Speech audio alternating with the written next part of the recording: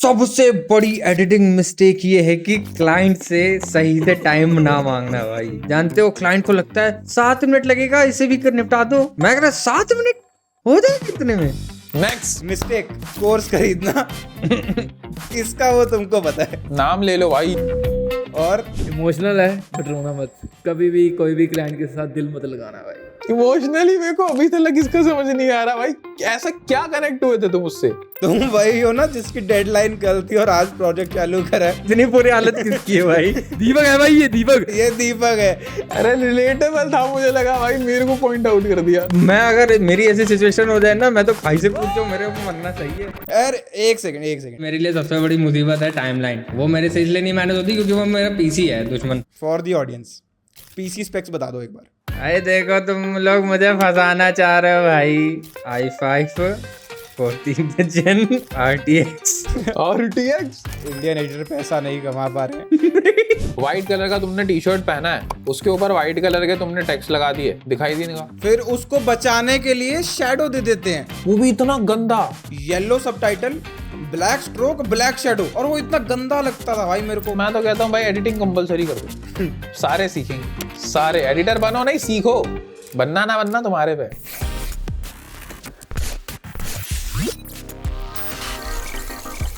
Nitrox timeline वाली दिक्कत solve हो गई आपकी। मेरे लिए सबसे बड़ी मुसीबत है टाइमलाइन। वो मेरे से इसलिए नहीं मैनेज होती क्योंकि वो मेरा पीसी है दुश्मन। आप पहले कहते थे आपका पीसी अच्छा नहीं है, अब मेरा प्रीमियर प्रो अच्छा नहीं है भाई ट्रांसफर कर दिया ब्लेड। भाई धीरे धीरे बंदा बोलेगा भाई ये दुनिया अच्छी नहीं है। अरे एक second for the audience PC specs बता दो एक बार। अरे देखो तुम लोग मुझे फंसाना चाह रहे हो भाई। बताओ जल्दी जल्दी जल्दी। देखो i5 कौन सा जनरेशन? 14th generation. हाँ ठीक है। हाँ और उसके बाद RTX और RTX 4060। बस इतना काफी है, इतना काफी है। RAM 32 GB। पीसी की दिक्कत तो है यार तुम्हें। देखो कितना बजट था इसका सीपीयू का अकेले का? 1.10 लाख। 1,10,000 लगा के। भाई बजट की कमी है, देखो इंडियन एडिटर पैसा नहीं कमा पा रहे हैं, है ना। और स्पेक्स थोड़ी और चाहिए होती है एडिटिंग के लिए। कम से कम 64 GB रैम, RTX 5090 Ti तो आया नहीं भाई। तो चाहिए ना, लेकिन एडिटिंग के लिए। क्लाइंट का फोन आता है, वीडियो कहाँ, फिर चालू करता है भाई एडिट करने। इतना भी बुरा हाल नहीं है भाई। तुम वही हो ना जिसकी डेडलाइन कल थी और आज प्रोजेक्ट चालू करा है। ये कौन? इतनी बुरी हालत किसकी है भाई? दीपक है भाई, ये दीपक। ये दीपक है। अरे रिलेटेबल था, मुझे लगा भाई मेरे को पॉइंट आउट कर दिया। मैं अगर मेरी ऐसी सिचुएशन हो जाए ना, मैं तो खाई से पूछ जाऊं, मेरे को मरना सही है। दीपक अभी मेरे को रील भेज रहा था कि डेडलाइन मिस हो गई, फिर इसने प्रोजेक्ट खोला, ड्राइव का लिंक खोला, उसमें एक्सेस नहीं थी। ये चीज हुई है भाई मेरे साथ लेजिट। जो वो हो जाता है ना, मैं कि क्या बोलूं, फिर बहाने मिल जाते हैं कि दूसरे पीसी में खोल रहा हूँ भाई।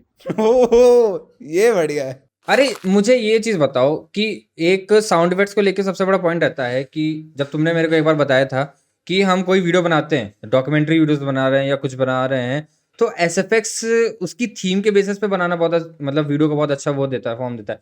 मेरे को बड़ी प्रॉब्लम होती है इसमें यार कि एसएफएक्स को थीम के साथ कैसे लेके आया जाए। तुम सीधी बात भाई, तुम इंस्पिरेशन लो तुम बड़े बड़े क्रिएटर्स के साथ। जैसे मान लो वॉक्स का तुमने ले लिया, उसका पूरा मिनिमलिस्टिक ही थीम है। बट पॉइंट ये आता है ना कि अब मुझे वो ढूंढना है तो उसको कहेंगे क्या, उसमें लिखेंगे क्या, मुझे समझ ही नहीं आता उससे सिमिलर जाना कैसे है। अरे ये मेरे को भी फेस किया था मैंने ये चीज। इसका सबसे बेस्ट सोल्यूशन है, तुम ये है ना जीपीटी वीपीटी को बोल दो कि मुझे ऐसे ऐसे चाहिए, ये चाहिए, बट मुझे पता नहीं है क्या होता है उस चीज को, तो वो पूरा लिस्ट दे देगा तुमको। इस केस में AI यूज कर सकते हो, ये एडिटर अप्रूव्ड है। गिबली विबली मत बनाओ, गिबली मत बनाओ भाई। फिर तो म्यूजिक में भी हम कर सकते हैं कि ऐसे ही करके स्क्रिप्ट है, तो उस स्क्रिप्ट को पढ़ के तुम मुझे एक तुम अपना नॉलेज गैप ब्रिज करने के लिए यूज कर लो AI को, वो अच्छा है। लेकिन जैसे अमृत कह रहा है कि म्यूजिक पे यूज करता था, मे भी शायद जितना मैंने अभी तक बनाया ना, मुझे एसएफएक्स पे ये प्रॉब्लम आती है थीम के बेसिस पे ढूंढने के लिए। बट म्यूजिक के मामले में मुझे लगता है कि खुद ही सर्च करो, खुद ही के बेसिस पे देखोगे ना, तो ज्यादा बेटर है। क्योंकि एआई को तुम बता तो दोगे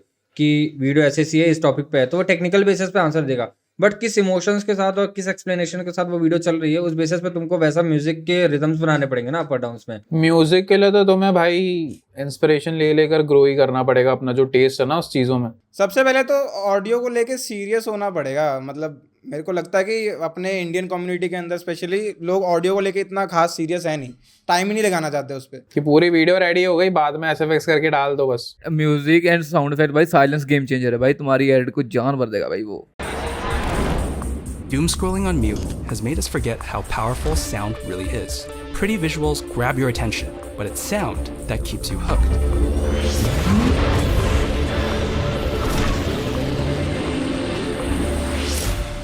और ये बहुत इम्पैक्ट डालता है भाई साउंड इफेक्ट्स के बेसिस पे ना। जैसे क्या होता है ना कि बहुत प्लेन वीडियो चल रहा है ना बिना म्यूजिक के, एसएफएक्स की वजह से ना थोड़ा सा वो उसकी जैसे लगता है जान है बची हुई है, प्लेन सा इन्फॉर्मेशन नहीं जा रहा है। बट जो ऐसे चीप क्लाइंट्स होते हैं ना या तो फिर वो इन सब चीजों पे ध्यान नहीं देते। एसएफएक्स पढ़ा है नहीं पढ़ा है भाई, लाओ दे दो वीडियो, हो गया काम खत्म। तो तुमको क्लाइंट को खुश करने के लिए थोड़ी बनाना, तुमको एक्चुअली उससे रिजल्ट चाहिए ना, और वो रिजल्ट तभी आएगा जब ऑडियंस पे इम्पैक्ट पड़ेगा। वही है ना, ऑडियो विजुअल दोनों है ये आर्ट फॉर्म एडिटिंग का। तो जब तक तुम हर एक वो पजल का पीस फिल नहीं करोगे तब तक वो पैकेज कंप्लीट लगेगा ही नहीं। ये चीज मैंने सबसे तब मुझे काफी अच्छे समझ आई थी जब तुमने मुझे बताया था, अमृत थे कला क्रू का जब रील एडिट कर रहे थे तो उसमें पेपर क्रंच सबके साथ थोड़ा सा वो एडिट करना था। तो तुमने कहा था कि पिचेस के साथ भी थोड़ा बहुत खेल के और एडिट की लेयर्स को और डबल डबल ऐसे करके हम लोग काफी ज्यादा तरीके से उसको बोल्ड सा बना सकते हैं। तो तुम्हें ज्यादा सर्च नहीं करना पड़ेगा, उसी साउंड्स के साथ भी खेल सकते हो ज्यादा। तुम एक लाइब्रेरी के अंदर खाली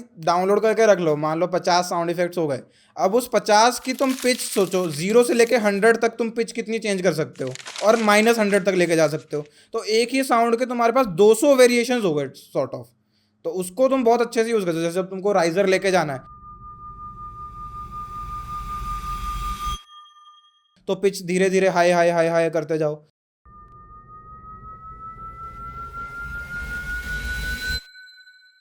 जब तुमको बेस ड्रॉप लेके आना है तो उसकी पिच कम करते जाओ,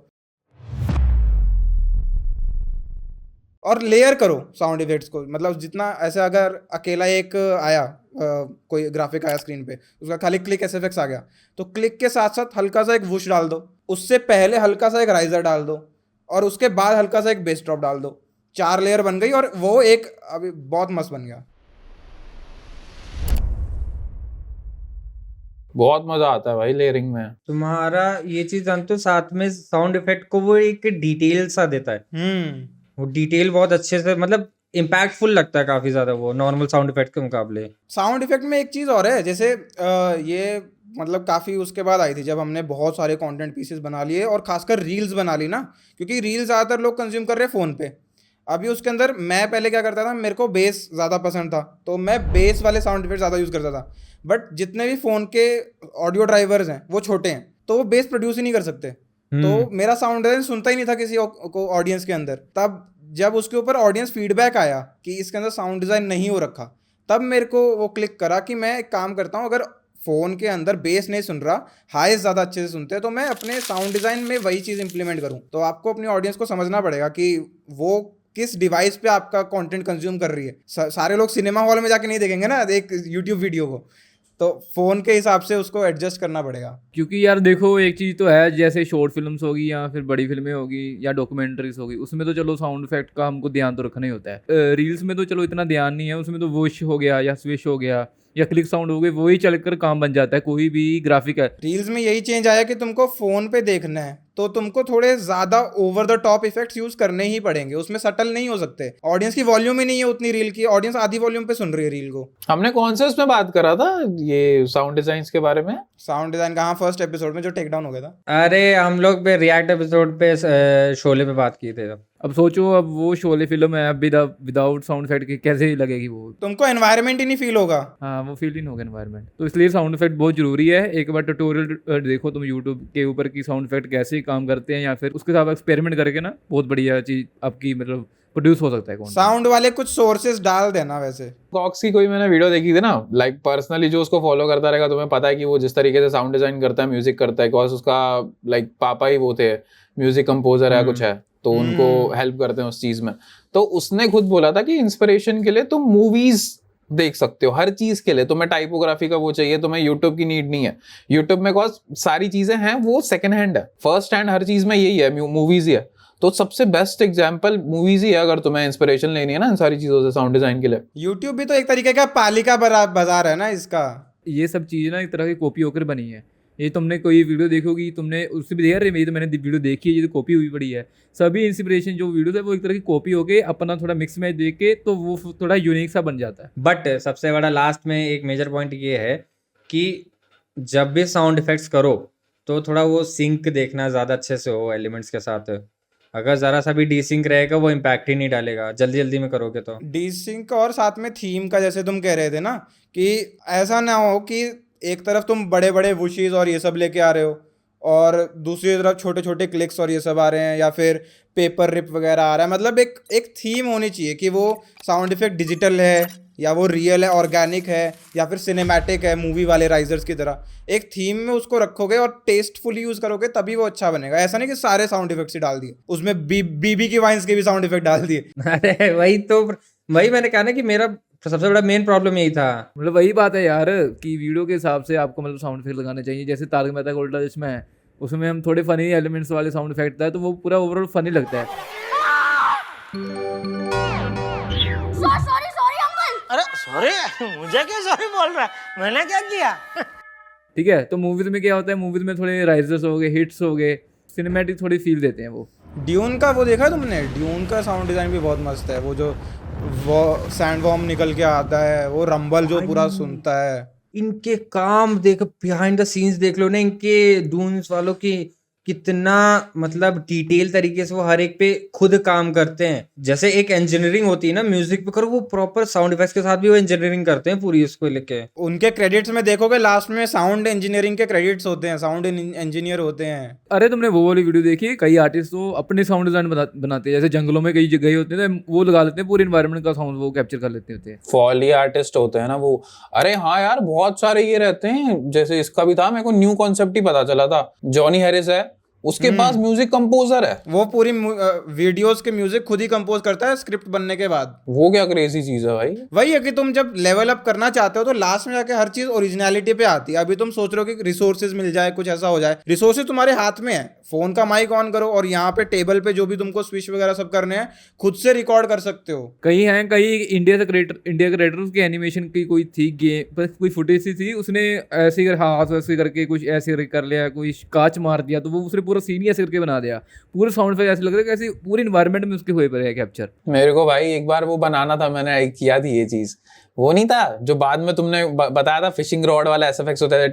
हाँ, जो नंबर के लिए बनाना था ना, नंबर काउंटर के लिए। मैं खुद ढूंढता रह गया भाई उसको, आज तक नहीं मिला मुझे वो फिशिंग रॉड भाई उस दिन पता चला मेरे को, इसने बताया। हाँ, ये भी इंटरेस्टिंग चीज है कि जरूरी नहीं है कि जैसे अगर मेरे को टेक्स्ट पे काउंटिंग वाला इफेक्ट डालना है तो मैं काउंटिंग वाला ही इफेक्ट ढूंढूं। तुम थोड़ा क्रिएटिविटी मतलब लिंक करो, रैंडम सी चीजों को लिंक करो। वैसी ही चीज साउंड करे, बड़ी बोल्ड में हो या पतले में हो तो पता चले कि वो चीज कैसी है। बाकी अपने हिसाब से तुम अपनी स्किल लगा के उसे मॉडिफाई कर लोगे, उतना कोई पंगा नहीं है। बट हाँ, आखिरी चीज ये है कि साउंड इफेक्ट की वॉल्यूम भाई कम रखना, ज्यादा बढ़ा मत देना भाई, उसकी भी कोई लिमिट होती है भाई साउंड इफेक्ट की वॉल्यूम की। हाँ, बहुत लोगों को लगता है ना कि इतना एफर्ट डाल दिया तो ये तो सुनाई देना चाहिए, सुनाना है, वो नहीं करना।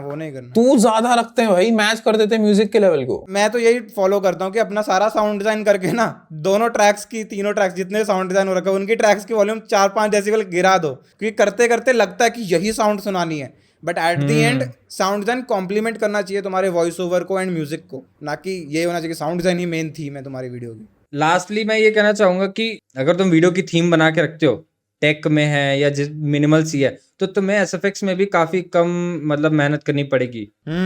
एक मतलब टारगेट में से सेट रहना पड़ेगी, मुझे इसके ऊपर नहीं जाना है। अगर मुझे कोई अदर सर्कल के बाहर से कोई और डिजाइन मतलब साउंड लेना है तो वो से भी किस तरह का बनाना है, तो बहुत सिंपल सा एफर्ट लगता है फिर उसमें। तुम्हें कहाँ तक लगाना है, कितना लगाना है, ये भी है। और मे भी शायद ओवरलोड भी नहीं करना चाहिए ना कि सारे ही एलिमेंट्स अगर दिखा रहे हो तो सब में ही लगा दो, ऐसा भी तो नहीं है ना। नहीं, टेस्टफुली उसको यूज करो। ठीक है, चलो नेक्स्ट मिस्टेक। तो यार ये मैं करूंगा अभी भाई, नेक्स्ट मिस्टेक। अरे एक काम करो, देखो नेचुरली करूंगा।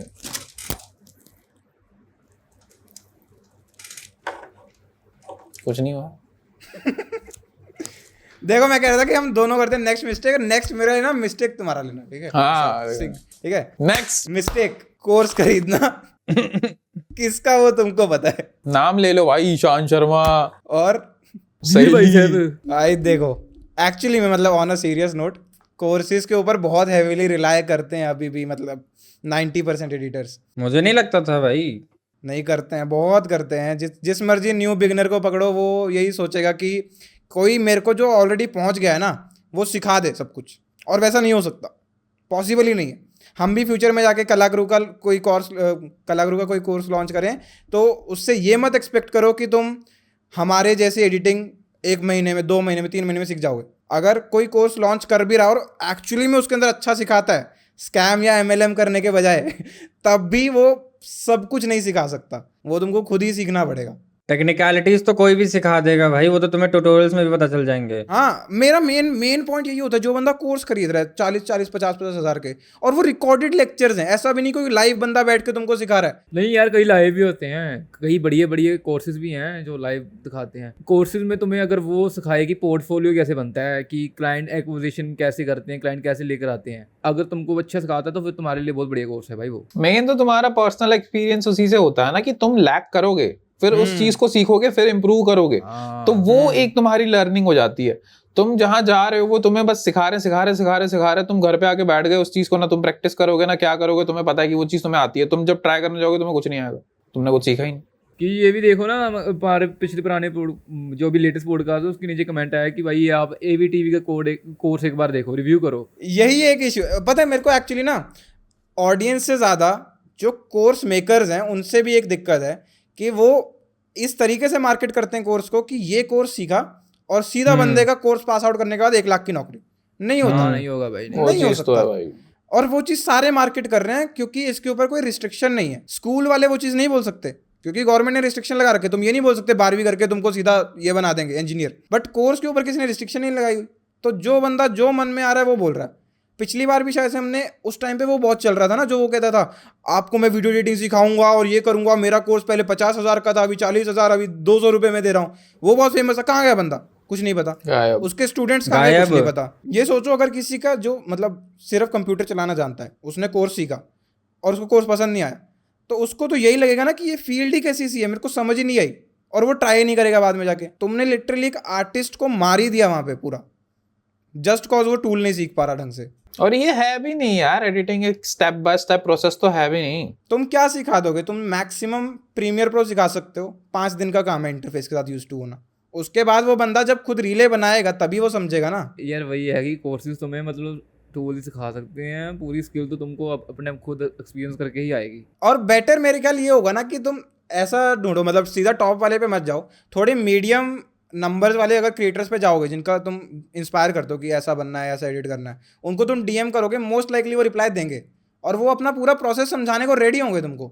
अभी मेरे साथ भी बहुत लोग रीच आउट करते हैं, मीट्स करते हैं, मैं उनको जानता नहीं हूँ, वो सीधा रीच आउट करते हैं कि आपकी रील्स और आपका कंटेंट पसंद आया, can we arrange a meet. और उसके अंदर ऐसा कुछ नहीं है, मतलब मेरा कोई टाइम वेस्ट नहीं हो रहा, मेरे को भी इंटरेक्ट करने को मिल रहा है। तो रादर देन तुम पे करो और स्टिल तुमको वो बंदा नहीं सिखाएगा, उसकी टीम तुमको सिखाएगी, जो बंदे उसने हायर करे हैं। बिल्कुल बिल्कुल। 30 हज़ार 40 हज़ार दे के वो टीचर्स हैं, खाली मेंटोर्स हैं वो वहाँ के।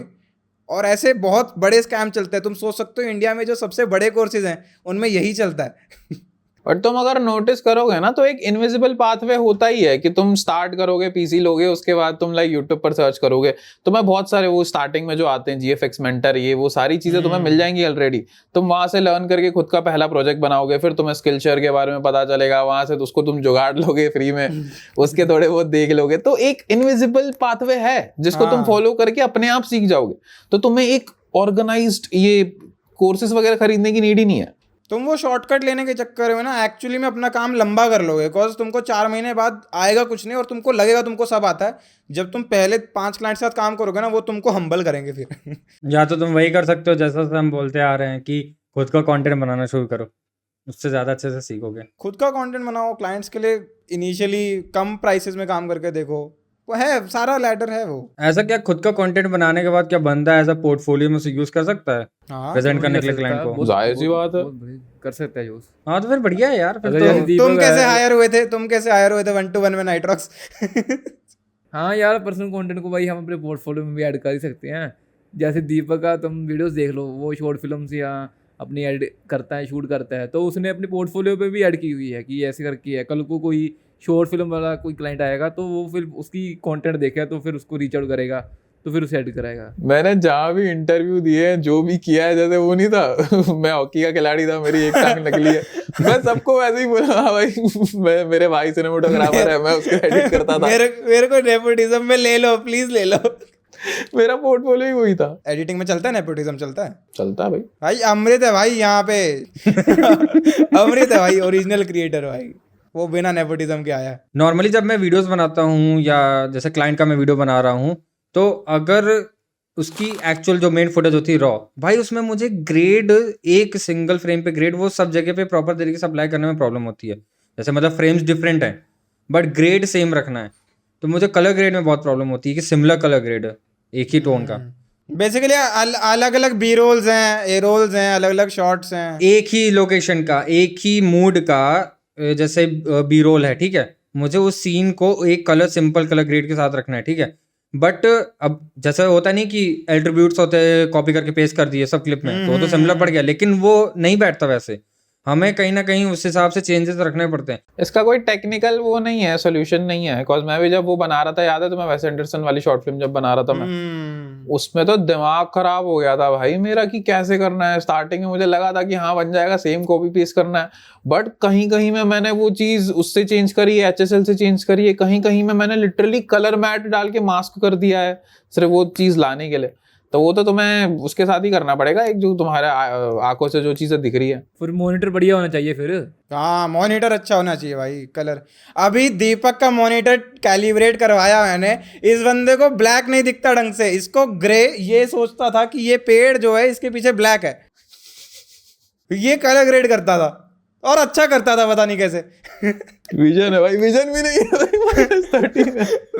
भाई, -13 चश्मा, डिस्प्ले कैलिब्रेटेड है नहीं, इसी को कहते हैं आर्टिस्ट। अरे इसकी तो नीड भी नहीं थी बताने की। इसका सॉल्यूशन देखो ये कि जब तुम वो बिगनर फुटेज के ऊपर काम कर रहे हो, बेसिकली तुम्हारे क्लाइंट को भी इतना आइडिया नहीं है कैसे रिकॉर्ड करने, क्योंकि जब हाई प्रोड्यूस्ड होता है उस केस में उनके pass on screen technical team होती है। एक तो वो कैमरा सारा सेम यूज़ करेंगे और सारी फुटेज लॉग पे करेंगे और सबके वो ISO वगैरह सेटिंग सब सेम रहेगी। तुम्हारे केस में मिलेगा ही नहीं तुमको वो कभी, और इंडियन क्लाइंट्स में तो मेरे को लग रहा है बहुत रेयरली मिलेगा कि कोई इतना बारीकी से सब एनालाइज करके दे तुमको। क्लाइंट भाई लैंडस्केप में शूट कर लेता है, बट उसको चाहिए होता है रील। अब प्रॉब्लम ये आती है भाई कि ना अपर स्पेस है ना बॉटम साइड पे स्पेस है, फिर वो वहां पे भी पंगा क्रिएट करता है काफी ज्यादा। वो लो प्रीसेट लो, राउंडेड कॉर्नर वाला स्क्वायर डाल दो। ये ले तुम वो ले लो ना तुम, फिर अगर ऐसे करके ना, जैसे मान लो ऐसे मेरे हेड स्पेस है तो मैंने थोड़ा सा किया है, तो मैंने उसको ऊपर एक्सपेंड करना है, तुम फिर जनरेटिव एआई के साथ कर सकते हो एक्सपेंड। अगर टॉकिंग हेड है तो देखो वही मैं पॉइंट बता रहा हूँ, क्लाइंट क्या होता है लैंडस्केप में लाता है, ठीक है, वीडियो, बट उसे चाहिए होता है वर्टिकल। अब मैंने एक्सपैंड कर लिया, सारी चीजें बना ली, ठीक है, उसमें भी कई बार पंगा आता है ना कि ग्रेड्स को लेके इश्यूज होते हैं कि भाई तुमने ऊपर की लेयर तो एक्सपैंड कर दी, वो अलग भाई उसका कलर कोड का पंगा आता है, और नीचे अलग कलर कोड का पंगा आता है। भाई जिस तरह तुम लोग फ्रीज हुए ना, मुझे बहुत गुस्सा आ रही है ये भाई। पंगा नहीं आता लक्ष्मण, कांट रिलेट। आता ये इशू नहीं आता अगर तुम अच्छे से एडिट करना जानते हो। मेरे को लगता है तुम्हें एडिटिंग सीखनी चाहिए। अरे मैं समझ गया। देखो तुम कह रहे हो कि जैसे तुमने लैंडस्केप लिया, ग्रेड व्रेड कर दिया, फिर तुमने जेनफिल करा, फिर तुम ग्रेड व्रेड फिर से करने का ट्राई करो, वो सब नहीं होएगा। सबसे पहले तुमको फ्रेम ही फाइनल करना पड़ेगा, उसके बाद ग्रेड लास्ट में होता है। मैं इसलिए हमेशा लास्ट में जाके ग्रेड करता हूँ। एडजस्टमेंट लेयर अलग से लगा के, हाँ अलग से लगेगी एडजस्टमेंट लेयर, पर फिर भी मतलब तुम कैसे वो करोगे सिंक सारे शॉट्स को? भाई मैं जानता हूँ सबसे पहले क्या करता हूँ मैं, उसकी वाइटनेस, वाइट बैलेंस उसका बराबर करता हूँ, सबसे बड़ा मेन ये है। वो अगर सही होता है ना, तब जाके थोड़ा टेम्परेचर वगैरह चेंज करके उसका सिंक हो जाता है उसमें। सबसे पहले तुम लिमेट्री के अंदर जो बेसिक वाली है वो करो ना सबसे पहले। तुम स्कोप्स देखते हो? नहीं इतना, मैं सिर्फ स्किन टोन के लिए यूज करता हूँ वेक्टर स्कोप। लिमेट्री स्कोप्स एक्चुअली बहुत ज्यादा वो यूजफुल है। अगर तुम देखोगे ना कि कौन सी क्लिप हो रही है, कितना ज्यादा है, तो उससे तुम मैच कर सकते हो बहुत एक्यूरेटली। और उसके बहुत सारे टिप्स भी होते हैं, वो जो मास्क वास्क करके तुमने फेस का बताया था। हाँ वेक्टर स्कोप तो मैं यूज करता हूँ स्किन टोन के लिए हमेशा। स्किन टोन कंसिस्टेंट रखता हूँ मैं। रील में शायद नहीं आता, रील्स वगैरह में इतना ध्यान नहीं दे सकते ना, डिपेंड वही है ना यार की। रील्स वगैरह में कौन है, रील्स तो चीप कंटेंट है, बड़े कंटेंट की बात कर रहे हैं। नेक्स्ट मिस्टेक, इमोशनल है बट रोना मत, कभी भी कोई भी क्लाइंट के साथ दिल मत लगाना भाई। भाई हम पिछले 1.5 हफ्ते से इसकी ब्रेकअप स्टोरी सुन रहे हैं। क्लाइंट के साथ क्लाइंट छूट गया भाई, मजा मेरा भाई। Never put all your eggs in one basket. हाँ भाई, मतलब इमोशनल अटैच मत होना कभी भी अपने हाँ, क्लाइंट नहीं के होना साथ। चाहिए। ये मैंने खुद एक्सपीरियंस किया है। तो तुम क्या उसके घर वर जाते थे क्या? अरे दीपक जैसे जिनका दिल नहीं होता ना, वो ऐसे ही कहते हैं भाई। अरे दीपक की को लपेट देता है बंदा। इमोशनली मेरे को अभी तक इसका समझ नहीं आ रहा भाई, ऐसा क्या कनेक्ट हुए थे तुम उससे? वो फाइनेंशियली भी बोलना चाह रहा है। वही भाई, तुम ये कवर अप कर रहे हो कि वो क्लाइंट पैसा ज्यादा देता था, तुम्हें पैसे पसंद थे उसके, तुम गोल्ड डिगर हो। वो कम पैसे देता था, मतलब ठीक था उसका प्राइसिंग, बट फिर भी मतलब एक होता है ना कि कनेक्शन सा बन जाता है कि मतलब कि क्लाइंट रिस्पेक्टली तुमसे काम करा रहा है और बाकी भाई कन्वर्सेशन अच्छी तुम्हारी और क्लाइंट के बीच की। हाँ ऐसा लगता है कि कोई रिलेशन हो गया कुछ ऐसे करके कुछ। हाँ मतलब कि एक ये है कि भाई बिजनेस कनेक्शन काफी अच्छा है तुम्हारा क्लाइंट के साथ, तुम्हारी अंडरस्टैंडिंग भी बनी हुई है काम को लेके, एक वर्क फ्लो बहुत अच्छा है तुम्हारा। जैसे हमने पिछले पॉडकास्ट में बात की थी क्लाइंट कम्युनिकेशन की क्लाइंट के साथ तो हमने वो वाला रिलेशन रखना कि मतलब थोड़ा क्लोजली पार्टनर वाला हाँ मत नहीं रखना होता है नहीं, पार्टनर में। बैलेंस करना पड़ेगा ना उसको। तुम ऐसा भी नहीं ना कि अपना सारा बैगेज उस पर डाल दो कि अगर ये क्लाइंट चला तभी मेरा काम चलेगा। ऐसा नहीं होना चाहिए, क्योंकि वो तुम्हारा at the end professional relationship ही है। लास्ट पॉडकास्ट में जैसे हमने बात करी थी कि अपने आर्ट से डिटैच्ड रहो, उसके साथ ज़्यादा अटैच मत हो। सेम तुम्हारा इसके साथ है ना, अगर तुम काम कर रहे हो तो अपने प्रोफेशनल तुम क्लाइंट के साथ इतना अटैच नहीं हो सकते। बैलेंस तुमको पता चल जाएगा कहाँ पे रखना है एक्सपीरियंस के साथ। जब वो छोड़ के चल जाता है ना तो वो लगता है। तभी तो तुम आगे जब अगली बार नया क्लाइंट लाओगे तो तुम्हें पता होगा ना कि क्या बैरियर्स रखने हैं। तभी तो अब दीपक कॉल ही नहीं उठाता क्लाइंट का। बैरियर रखो भाई, कम्युनिकेशन बैरियर रखो। भाई सुबह वीडियो बना शाम को तो दीपक डिटैच होकर जा चुका है दूसरे घर में। तो इससे पहले वो छोड़े भाई, मैं ही छोड़ देता हूँ। वो प्रोक्रेस्टिनेशन का एक अच्छा बेनिफिट है वैसे, कि उसने प्रोक्रेस्टिनेशन में सारी लिमिट वो देख ली है, पॉसिबिलिटीज मल्टीवर्स की बिना फूके। भाई वो इमोशनल हो गया भाई, ऐसा क्या कनेक्ट हुए थे भाई? मैं जेन्युइनली जानना चाहता हूँ इस पॉइंट पे, तो अरे मजाक से हटके। connection तो यार वैसे ही यार हो जाता है भाई बंदा। तुम्हें इंग्लिश नहीं आती, वो बंदा इंग्लिश में बात कर रहा है, तुम कनेक्ट कैसे हो गए? बहुत एक्सपेक्टेशंस थी भाई इस बंदे की उस क्लाइंट से, तभी के लिए जितना हाई एक्सपेक्टेशंस रहती है ना उतना ही ज्यादा हिट करता है। तुम उसके ऊपर इतना प्रेशर डाल दोगे, इतना एक्सपेक्टेशंस का, तो ये भी हो सकता है कि वो उस प्रेशर के कारण ही चला जाए। हाँ हो सकता है मतलब साल भर उसने काम कराया ना ऐसे करके। हाँ, तो तुमको लगा होगा एक्सपेक्टेशन कि ये तो नहीं जाएगा ये तो। बाकी ये है कि तुम लॉन्ग टर्म स्टिल वो बना के रखो ना रिलेशनशिप, फ्यूचर में वो आ जाएगा। अरे तुमने मतलब वही ब्रेकअप एक्सपीरियंस कराया भाई, जो फील होता है, जैसे हार्ट ब्रेक फील करा तुमने, वही है। हाँ भाई वैसे ही ले लो भाई। IRL नहीं थी ना तुम्हारी रिलेशनशिप तो कोई वैसे, नहीं तभी तुमको फर्स्ट टाइम। अमृत, बट अगर तुम ये कहना चाह रहे हो कि ऐसा थोड़ी ना होता है कि हम इसके आगे फिर काम कैसे करेंगे, काम कर सकते हैं, हमें बैरियर्स पता होने चाहिए फिर ना। यार हम फिर किसी के ऊपर विश्वास नहीं रख सकते फिर कि कल को ये भी भाग जाए फिर। अरे विश्वास रखो उस पे, एक्सपेक्टेशन इतने मत ओवरलोड करो ना। भाई ये वैसे ही एक्ट कर रहा है जब इसने 121 बंद करा था ना, कि विश्वास तोड़ दिया लक्ष्य ने मेरा। भाई हमने थोड़े टाइम के लिए क्लाइंट ऑपरेशंस पॉज किया, बंदा डिप्रेशन में आ गया। मेरा काम कैसे चलेगा, इतना सोच रहा था ये सब। अब हमसे ज्यादा इसी का काम चल रहा है। फॉरेन क्लाइंट में भूत पैसा आया भाई। बहुत पैसा है भाई, बहुत पैसा है फॉरेन में। भाई है भाई बहुत पैसा है फॉरमेट में, मत मानो। मुझे दो। करो भाई दीपक, तुम करो अब। नेक्स्ट मिस्टेक करो। बोलना भी होता, डब नहीं होएगा ये पॉडकास्ट। मैं बोल देता हूँ फिर दोनों को सिंग कर देना। Next mistake. अब क्या करना तुम पता है? रोटोस्कोप कर लेना मेरे हाथों को और मेरे मुंह को। इकट्ठे कर दो। Next mistake. सबसे बड़ी एडिटिंग मिस्टेक ये है कि क्लाइंट से सही से टाइम ना मांगना भाई, ये बहुत बड़ा प्रॉब्लम है। जानते हो क्लाइंट को लगता है 7 मिनट लगेगा इसे भी कर निपटा दो, भाई क्लाइंट को घंटा फर्क नहीं पड़ता है भाई। मैं कह रहा 7 मिनट हो जाएगा इतने में। हाँ, उनके पास वो नहीं होता ना कि क्या बोलते हैं उस चीज को, एम्पैथी नहीं है, वो एम्पैथी नहीं है। अंदाजा एक वो होता है ना जो चीज को कहते हैं अंदाजे का। एस्टिमेट। एस्टिमेट नहीं होता उनके पास। आधी तो अंग्रेजी में सही करते करते आधा पॉडकास्ट भी दिया कि हमें प्रोसेस पता है, तो हमें पता है कि जो तू बंदा बोल रहा है कि म्यूजिक चेंज कर दे या कुछ कर दे, तो वो उसको ढूंढने में, लगाने में, डाउनलोड करने में, एक्सट्रैक्ट करने में, फिर उसको डिजाइन करने में कितना टाइम लगेगा। उनके लिए क्या है, म्यूजिक लेना है, लगाना है, उनको प्रोसेस नहीं पता वो चीज। एक चीज करने के लिए खाली एक चीज नहीं करनी, 10 चीजें, रिपल इफेक्ट होता है उसका पूरा। म्यूजिक चेंज करना है तो उसमें क्लिप्स आगे पीछे होगी, ग्रेड क्लियर आगे पीछे होगी, टेक्स्ट आगे पीछे होगा, सब रीसिंक होगा।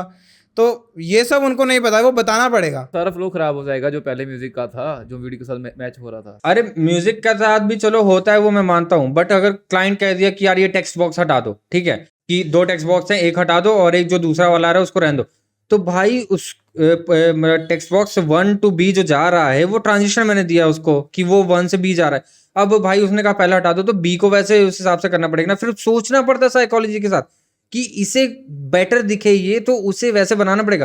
क्लाइंट तो कह रहा भाई हटाना ही तो था, डिसेबल कर देते या वो कर देते, खत्म काम। हटाना इतना इजी नहीं होता ना। अभी मान लो तुमने 2 बॉक्सेस यहाँ रख रखे हैं, क्लाइंट कहेगा एक हटा दो, तो इसको सेंटर में लाना पड़ेगा ना। उसके लिए उसके अगर इसको की फ्रेम कर रखा है, ये नीचे से निकल के आ रहा था, इसके सारे की फ्रेम उठा के इधर लेके आने पड़ेंगे, तो काम तो बढ़ ही गया। ड्यूरेशन में भी छेड़छाड़ करनी पड़ती है, कब जल्दी हटाना है कि देर में हटाना है। भाई इसका सबसे सॉर्टेड चीज मुझे वही लगा था कि जब लक्ष्य रिविजन्स देता था तो उसको दोनों चीजें पता है, एडिटिंग में भी कितना टाइम लगेगा, क्या लगेगा। तो मैं तो कहता हूँ भाई एडिटिंग कंपलसरी कर दो क्लाइंट के लिए सारे सीखेंगे।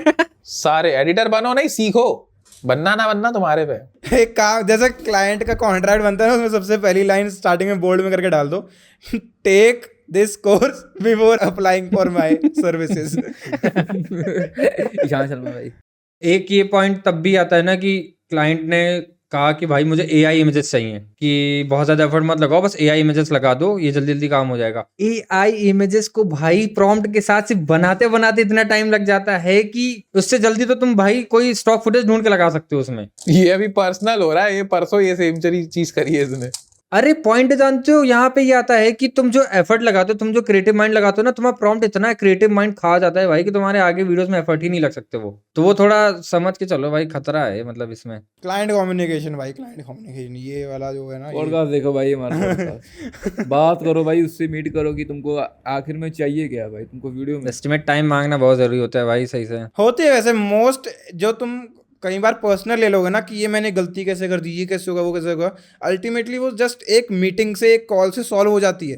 तुम उसको लेके प्रोक्रेस्टिनेट करते रहोगे, उसको लेके सोचते रहोगे ये कैसे कर दिया, ये कैसे कर दिया, इसको कैसे फिक्स करूँ, कितना टाइम लगेगा। एक कॉल करोगे खाली, क्लाइंट बोल देगा चलो कोई बात नहीं, बस ये होता है। इसका तात्पर्य यही है, communication is the key. Next mistake, मेरे को लगता है कि ये थोड़ा अंडररेटेड है, बट आजकल अभी क्योंकि मिक्स्ड मीडिया एडिटिंग काफ़ी ज़्यादा चल गई है, तो टाइपोग्राफी में बहुत लोग ऐसा कप्स करते हैं। मोशन डिज़ाइन वगैरह सीख लिया, उसमें सारी जगह से पीएनजी डाल दिया और टेक्स्ट डालना नहीं आता लोगों को, डिज़ाइनिंग पे फोकस नहीं करते। कहीं पे भी प्लेस कर सकते हैं वो लोग कि भाई बस इधर चेहरा दिख रहा है, नीचे धर दिया, कहीं पे भी हो गया काम। वो अच्छे से दिखना चाहिए फ्रेम के अंदर अलाइंड। एक्चुअली बहुत सारे टेक्स्ट मैंने देखे हैं, रीडेबिलिटी भी नहीं होती कि व्हाइट कलर का तुमने टी शर्ट पहना है, उसके ऊपर व्हाइट कलर के तुमने टेक्स्ट लगा दिए, दिखाई नहीं देगा। फिर उसको बचाने के लिए शैडो दे देते हैं, वो भी इतना गंदा। उसको बचाने के लिए स्ट्रोक दे देंगे और वाइट शैडो दे देंगे, पता नहीं मतलब वो सारा वही ना, डिजाइन वाला जितना पोर्शन है सारा स्किप मार दिया और खाली वीडियो एडिटिंग के ऊपर आ गए, और उसमें क्लाइंट ने बोल दिया मोशन डिजाइन करो।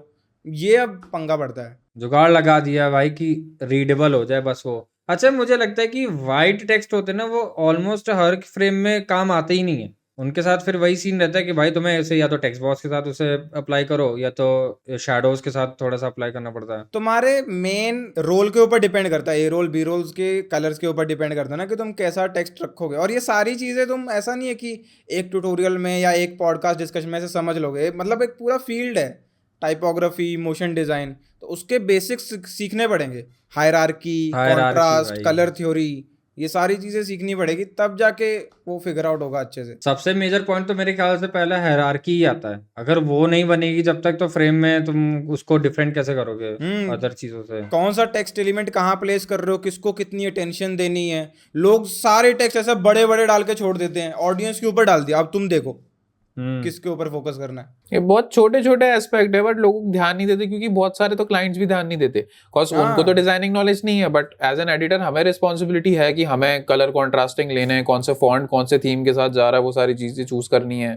लोग बहुत रैंडमली डाल देते हैं कि एक चीज फेमस हो गई, जैसे बीच में वेस एंडरसन वाला टेक्स्ट आ गया, सारे जितने भी ओरिजिनल क्रिएटर्स सब लोग अपनी थीम भूल के सारे वेस एंडरसन वाली चीज फॉलो कर रहे हैं। ओरिजिनलिटी है ही नहीं, किसी चीज में थीम नहीं फॉलो करते, साउंड डिजाइन में भी नहीं फॉलो करते, टेक्स्ट में भी फॉलो नहीं करते। अपना ब्रांड का एक पैलेट बना लो, फॉन्ट पैलेट 2-3 फॉन्ट्स का, वही यूज करो ना। ऐसा थोड़ी कि जब ट्रेंड आया उसके ऊपर जंप कर गए। पहले बीच में याद है yellow subtitle black stroke black shadow ये बहुत चल गया था, और वो इतना गंदा लगता था भाई मेरे को, वो पूरा वो सब टाइटल ऐसे मोटे मोटे सेंटर में छोड़ देते थे। गिन चुन के है, तुम बता दोगे सब में वो लग रहा है। मिस्टर बीस्ट का फॉन्ट कितने लोग यूज करते हैं, क्यों? एक्टिव रखने के लिए फ्रेम को।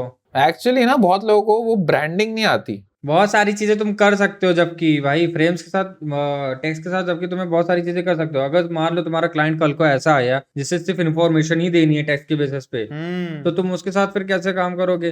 तुम्हें एक ही टेक्स्ट की लाइन में हर एक पॉइंट्स को एक एक करके हाईलाइट करना है, तो तुम उसे वैसे प्लेस करोगे, वैसे कलर्स दोगे ना कि तुम उनको डिफरेंट करते जाओ एक एक करके, वो सारे पॉइंट्स आते हैं तुम्हारे लिए। वैसे भी आजकल सबसे ज़्यादा फेमस जो एडिटिंग जॉब चल रही है वो डॉक्यूमेंट्री एडिटिंग वाली चल रही है। उसके अंदर तुमको हर एक फ्रेम में ऐसा 15-20 टेक्स्ट डालने हैं। अब तुमको हायरार्की नहीं आती, कलर थ्योरी नहीं आती, तुम टेक्स्ट डाल दोगे, क्लाइंट तुमको हो सकता है कुछ बोले, हो सकता ना बोले अगर उसको नॉलेज नहीं है, बट वो कंटेंट चलेगा ही नहीं ना, ऑडियंस को समझ ही नहीं आएगा। इन्फॉर्मेशन और एंटरटेनमेंट दोनों चीज़ें ही नहीं मिलेगी, ना फ्रेम देखने में अच्छा लग रहा है ना इन्फॉर्मेशन समझ में आ रही है, फायदा क्या हुआ उसका? वही एक कंसिस्टेंसी वाली चीज भी हो जाती है ना, कि मैंने बहुत सारे वीडियोस देखे हैं, जैसे कभी कभी ध्रुव राठी के वीडियोस में भी हो जाता है कि तुम पॉइंटर्स तुम वो नोट कर रहे हो तो सेम फॉन्ट के साथ सेम हायरार्की वो चल रही है, फिर दूसरे उसमें सब चेंज, बैकग्राउंड भी चेंज, फॉन्ट भी चेंज, जबकि कैटेगरी सेम है कि अगर तुम पॉइंटर्स वाली कर रहे हो तो तुम सेम सारी चीजें रखोगे ना तुम्हारे वीडियो में जितने बार भी आ रही है, बट हर बार तुम्हारा थीम चेंज हो रहा है, तुम्हारे बैकग्राउंड चेंज हो रहे हैं, तुम्हारे फॉन्ट्स चेंज हो रहे हैं, जिसकी वजह से कंसिस्टेंसी नहीं है। वो बेकार लगता है। कंटेंट और इन्फॉर्मेशन में तुम्हारा मेन प्रायोरिटी है ना कि ऑडियंस को कम से कम टाइम में मैक्सिमम इन्फॉर्मेशन अच्छे से समझ आ जाए। अब अगर टाइपोग्राफी तुम्हारी इतनी ख़राब है ना तो वो पॉइंट ही डिसॉल्व हो गया। अगर इन्फॉर्मेशन ना भी समझ में आए तो कम से कम उसका वो मेन हेडलाइन या हाईलाइट तो पता चल जाए एक बार में, हाँ कि चलो किस बारे में उसने कहा था उसको। कुछ लोग क्या करते हैं आजकल के डॉक्यूमेंट्री वीडियोस की, जैसे तुम बात कर रहे हो कि मोस्टली चल रही हैं, अब जो अच्छे एडिटर्स हैं या जो क्लाइंट्स हैं जो अच्छा कंटेंट बनवाते हैं अपना, तो जैसे आर्टिकल हो गया, आर्टिकल वो प्रेजेंट करना है, कुछ लोग स्क्रीनशॉट्स देते हैं या उसी से टेक्स्ट उठा के तो खुद ही वो पूरा प्लेस करते हैं, खुद पूरा वो आर्टिकल लिखते हैं उसमें, या मतलब टेक्स्ट यूज करते हैं उसका। तो उसमें भी तुमको पता होना चाहिए ना कि वो आर्टिकल अगर मैं प्रेजेंट कर रहा हूँ तो कैसे हायरार्की के साथ वो टेक्स्ट रखने हैं, अगर कस्टम बना रहे हो उसे तो। बेस्ट रेफरेंस मेरे ख्याल इसके लिए वो होगी, मैग्नेट्स मीडिया की लेटेस्ट वीडियोस अच्छी हैं, उसके अंदर काफ़ी इंप्रूव करा है। पुराने पे ऐसे मेरे को स्टाइल पसंद नहीं आता था मैग्नेट्स का, क्योंकि हर टेक्स्ट बड़ा बड़ा और हर चीज़ टेक्स्ट में ही लिखी जा रहे हैं बड़े बड़े, बट अब लेटेस्ट अच्छा है। वॉक्स के बहुत अच्छे हैं। कस्टमाइजेशन वाली भी एक चीज है कि लोगों को नहीं आता कस्टमाइजेशन, अपने ब्रांड के हिसाब से ओरिजिनल चीजें क्रिएट करना। जैसे कलाकारों का भी स्टार्टिंग में कोई पूछ रहा था ना, ये कहाँ से लिया, वो कहाँ से लिया, जब सारी चीजें कस्टम है हमारी उसके बावजूद। अब लाइक जो रैंडम नॉर्मल बंदा देखेगा उसको लगेगा ये पेपर कट इफेक्ट फेमस था इसलिए लगा दिया, नहीं, उसके पीछे साइकोलॉजी है, उसके पीछे थिंकिंग है, कलाकारू, इंडियन आर्ट, ये सब वो हमने एक्सप्लेन कर रखा है पहले।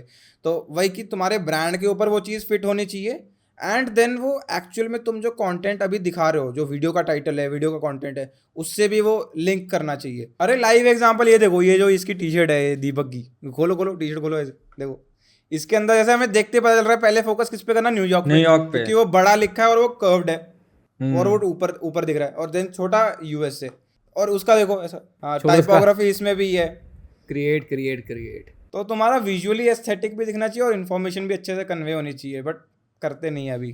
ये रीजन हो क्या सकता है कि वो ध्यान नहीं दे रहे हैं टाइपोग्राफी पे और उनका काम चल जा रहा है ऐसे? नॉलेज ही नहीं है ना। पहले बात तो बहुत सारे लोगों को लगता ही नहीं, पता ही नहीं है कि प्रॉब्लम क्या है। जब तुम उसको बताओगे, बिकॉज वो अवेयर ही नहीं उस चीज से कि ब्रांडिंग नाम की भी कोई चीज होती है, कल कंसिस्टेंसी नाम की भी कोई चीज होती है, टाइपोग्राफी एक अलग खुद में एक बड़ा सा टॉपिक है। वो लोग सिर्फ वही कोर्स वाली जो चीज आ गई कि बस एक चीज सीख ली, बस वही एडिटिंग आ गई, मेरे को करूंगा, कुछ नहीं आता उनको। एक ये है यार, जैसे जितने कोर्सेज सीखे होते हैं, मान लो एवी के कोर्सेज सीखे, उनका काम देखोगे ना, एवी जैसा काम, वो कोई अच्छी चीज नहीं है, वो बुरी चीज है, वो एक ही एडिटिंग स्टाइल आता है, ओरिजिनलिटी नहीं है, ओरिजिनलिटी नहीं है। जैसी एवी की टाइपोग्राफी वैसी टाइपोग्राफी, जैसा उनका कलर पैलेट वैसा तुम्हारा कलर पैलेट, मतलब कि तुमको एक्चुअल फंडामेंटल ही नहीं समझ आया कि कलर थ्योरी काम कैसे करती है, कौन से कंटेंट सेगमेंट में कैसे कलर्स यूज करने हैं, कैसी टाइपोग्राफी यूज करनी है। कई जगह पे करनी ही नहीं होती यूज भाई। एंड ऑनेस्टली बहुत सारे जो बड़े क्रिएटर्स भी हैं, कि अभी मिस्टर बीस्ट ने बना लिया, उसकी ओरिजिनल थीम है, जो कुछ भी है रॉ, जिस तरीके से वो सारी चीजें करता है, उसका कंटेंट कॉपी कर लिया इसने, फुकरा इंसान ने, उसका एडिटर उसकी एडिटिंग भी कॉपी कर रहा है, तो वो ओरिजिनलिटी है ही नहीं, इवन बड़े जो क्रिएटर्स है उसमें ही। ऐसे बेसिस पे, मतलब अगर जैसे तुम कह रहे हो कि एवीडीवी का तो एवीडीवी जैसे ही बना रहे हो, तो वो कॉपी करने की जरूरत नहीं है। तुम्हें एक्चुअल में थोड़ा सा वो यूनिवर्सल बेसिस पे भी देखना चाहिए ना, कि हर स्टाइल तुम्हें ट्राई करना चाहिए। पूरा मिनिमल ब्लैक एंड व्हाइट पे भी तुम ट्राई करके देखो, एक सिंगल कलर्स के साथ भी तुम पूरा ट्राई करके देखो। बस तुम्हें 2 कलर उठाने, उन 2 कलर्स के बेसिस पे स्विच करके तुम पूरा एलिमेंट्स, टेक्स्ट और मोशन ग्राफिक्स, सारे वो चीजें तुम उसी में मूव ऑन करके देखोगे ना, तब तुम्हें खुद ही 1-2 ट्रायल के बाद आइडिया लग जाएगा कि हाँ, तुम और कितने स्टेप्स ले सकते हो और कितने ट्रायल मार सकते हो। एक्चुअल फंडामेंटल रूल समझ लोगे एक बार, तो तुम हर थीम को कॉपी भी कर सकते हो और उसमें अपना ऐड ऑन कर सकते हो ना खुद से बाद में। नेक्स्ट मिस्टेक, डिस्ट्रक्टिव वर्कफ्लो बनाना।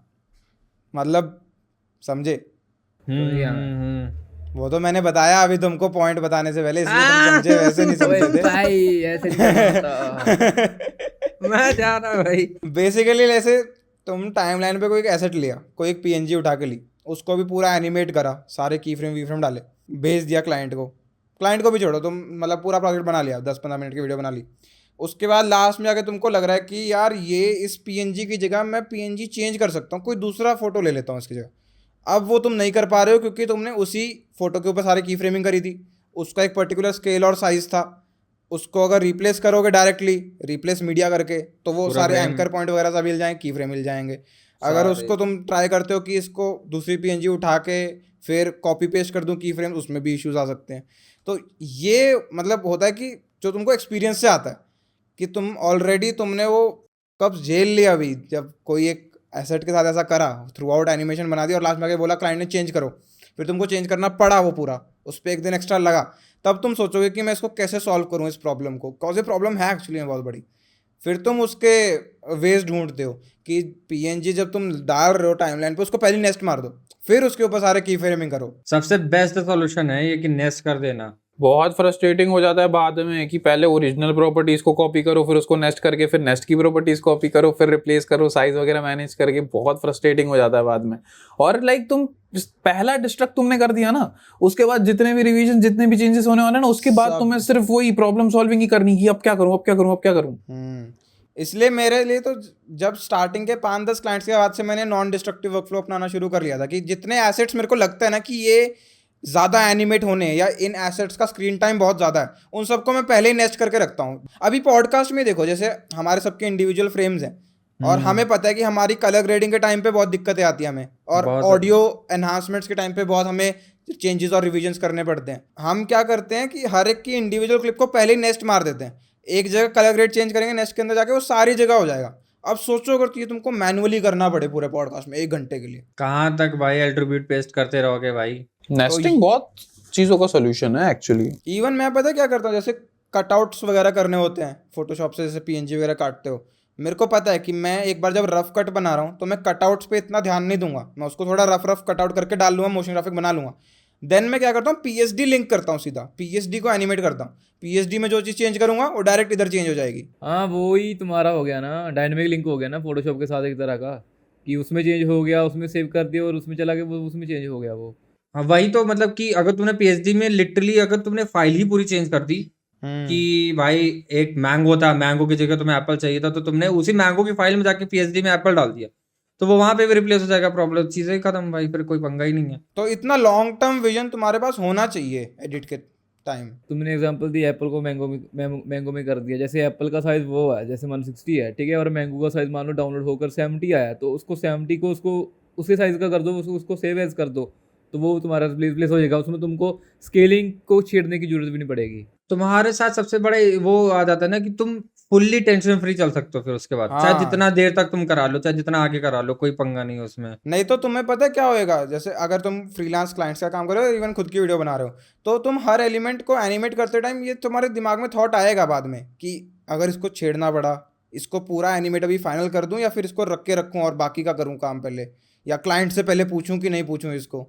तो ये सारे जितने चीज़ें हैं ये तुम्हारे ऊपर प्रेशर और टाइम का वो क्रिएट करेंगी, इससे बेटर इससे टेंशन फ्री रहो। यार मैं तो वही बोल रहा था, मिस्टेक दूसरी एडोबी की है, ये प्री कॉम्स वगैरह ये सारी चीजें जितनी भी हैं दे दें अगर हमको इसमें प्रीमियर में, भाई आफ्टर इफेक्ट्स के अगर वो दे देना भाई सारा कॉम्प वाला सिस्टम, कि सारी प्रॉपर्टीज के वैल्यूज एक साथ चेंज कर सकें सिलेक्ट ऑल करके। भाई अगर मैं चार पीएनजी की पोजीशन एक साथ की फ्रेम कर पाऊँ ना भाई प्रीमियर में। अरे तुमको सही बात बताऊं, दुनिया तुमको सही जीत बात लेने बताऊं, जो आफ्टर इफेक्ट बना है ना वो मोशन ग्राफिक के लिए ही बना है, और जो प्रीमियर बना है वो सिंपल हमारी फिल्म या शॉर्ट फिल्म एडिटिंग के लिए ही बना है। बट जैसे जैसे तुम क्लाइंट के साथ इमोशनली अटैच हो चुके हो, मैं प्रीमियर के साथ हो चुका हूँ। सेम है।